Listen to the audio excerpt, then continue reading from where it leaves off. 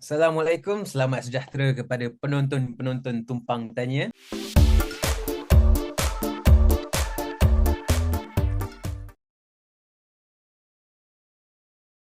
Bersama saya Naim Hamid, seorang pelajar Fine Art di UK, and with me Uncle Mazri, a socio-political analyst, and also Najla. Would you like to introduce yourself again? Alright, hi, nama saya Najla, and I'm currently studying for my bar exam, which I will be undertaking in April, inshallah. And also at the same time, I'm studying my master's juga in law. A law student studying in the UK. So for this episode, I've heard some news. I've heard some news in Malaysia, which I'm not currently in, so a bit kata di bawah tempurung lah. So Uncle Mazri, Malaysian cabinet dah reshuffle lah. What was that about? What's happening?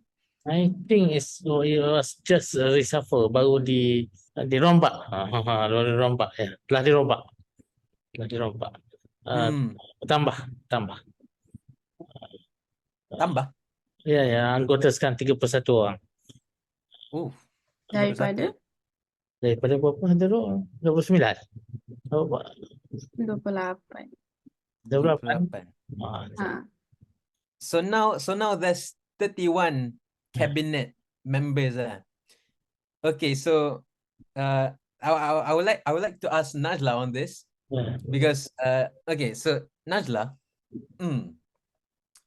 okay, so sorry for my in lack of knowledge, but cabinet, what is cabinet? Okay. Cabinet is not, when we're talking about cabinet, it's not the kitchen cabinet, tapi it's, I would say,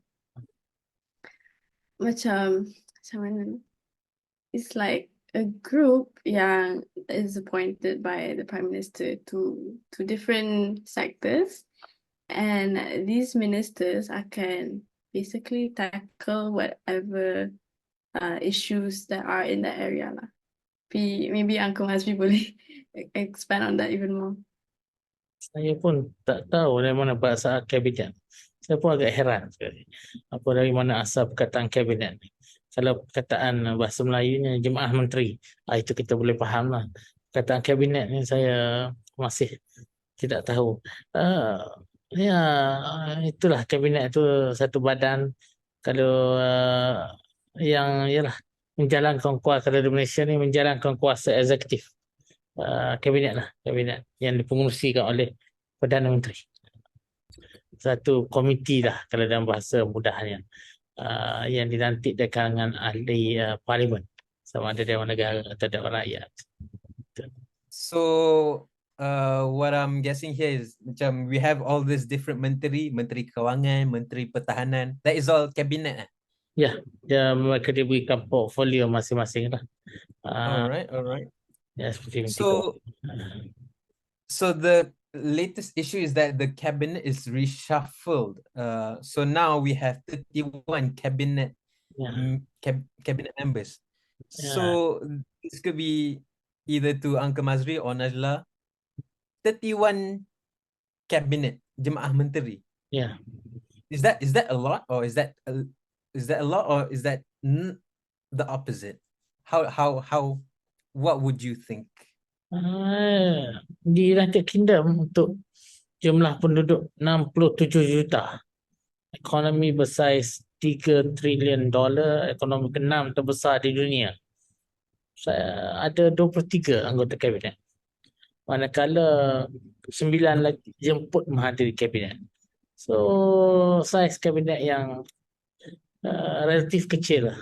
Di Amerika ada 15 anggota kabinet, 9 apa yang dipanggil sebagai cabinet level officials. So satu juga jumlah yang kecil. Okeylah, di Amerika berbeza sistem. Tapi saya fikir kecil atau besar kabinet itu tidak secara automatik menunjukkan bahawa prestasi sebuah kerajaan itu. Saiz yang besar tidak semestinya lebih baik. Saiz yang kecil juga tidak semestinya lebih baik. Tetapi jika United Kingdom yang penduduk 67 juta, ekonomi bersaiz 3 trilion, ekonomi ke-6 terbesar dunia. Kita saiz ekonomi kita 372 bilion saya rasa. So mempunyai 31 orang itu saya fikir agak besar juga. Agak besar juga. Jadi, what See. kind of problems would macam 31 orang in one cabinet bring to the system sekarang ni? Saya fikir mungkin sebab akomodasi politik.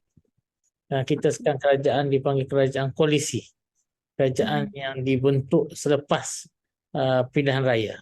Sepanjang sejarah kita ada kerajaan yang kita panggil pra pilihan raya. Koalisi sebelum pilihan raya. Dan konsep Barisan Nasional dahulu. Perikatan Barisan Nasional.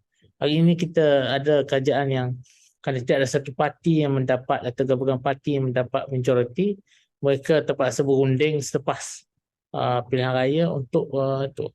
Jadi saya rasa saiz ni membayangkan akomodasi. Tapi apa salahnya misalnya mengadakan kembali menteri tak berportfolio yang tidak punya kementerian tertentu.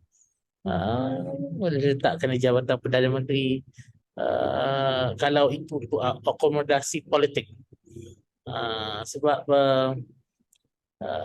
saya rasa mengecil-ngecilkan portfolio ni untuk akomodasi sebegitu besar yang boleh mendatangkan juga kesan yang negatif lah.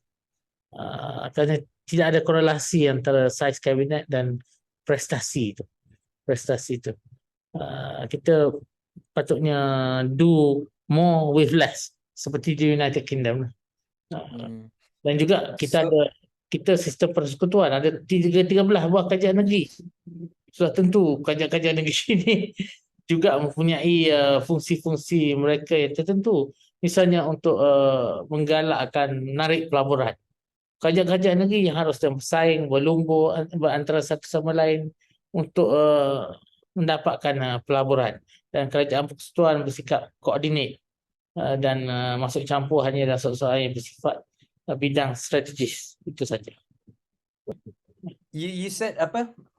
Ditambah kabinet, betul tak? Dibesarkan. So what does that mean? Adakah like a type of menteri baru diperkenalkan ke macam mana? Like saya rasa jumlah menteri ditambah seperti sekarang ada 31 kan. Dan kemudian ada beberapa kementerian baru ditubuhkan. Is there an exact name for salah satu kementeriannya Kementerian Digital yang dipisahkan digital? dari komunikasi. Jadi ialah penubuhan kementerian melibatkan pejawatan. Adanya ketua setiausaha kementerian, adanya pejawatan-pejawatan lain, perkhidmatan awam. Jadi saya rasa kita sudah berada dalam keadaan yang mana tidak perlu lagi jumlah. Bolehlah tambah menteri untuk akomodasi koalisi dengan jawatan menteri tak berportfolio.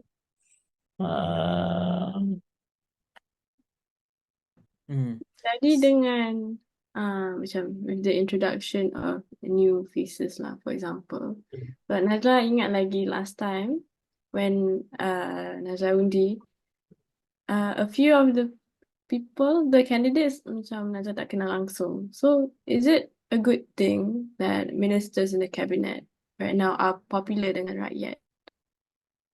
I think perkara penting dalam sistem kabinet kita ini ialah of course lah dalam jumlah begitu ada yang pentingnya Perdana Menteri sebenarnya dan juga menteri yang memegang portfolio yang penting seperti Kementerian Keuangan, Kementerian Dalam Negeri, Kementerian Luar Negeri, Kementerian yang menjaga pelaburan.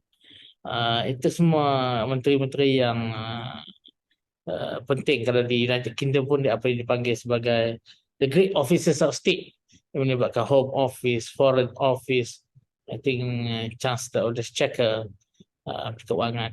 So yang penting bukan soal popularity, bukan soal size, ialah soal kompetensi.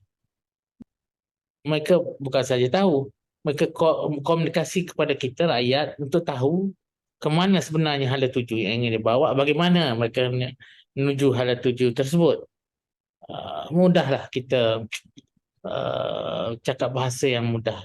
Kita mahukan misalnya pertumbuhan ekonomi yang lebih baik, yang sustainable economic growth, yang menghasilkan misalnya menjana kekayaan negara, mencipta peluang pekerjaan baru, peluang pekerjaan dalam bidang-bidang yang